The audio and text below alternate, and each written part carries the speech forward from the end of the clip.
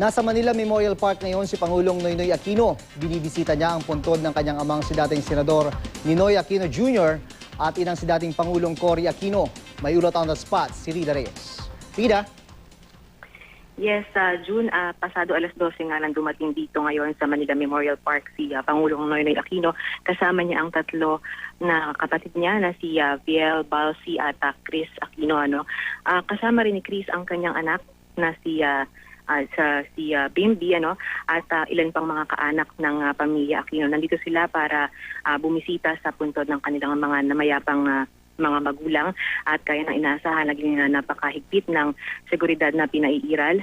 Maagang nagbantay ang mga tauhan mula sa Presidential Security Group at ng PNP NCRPO.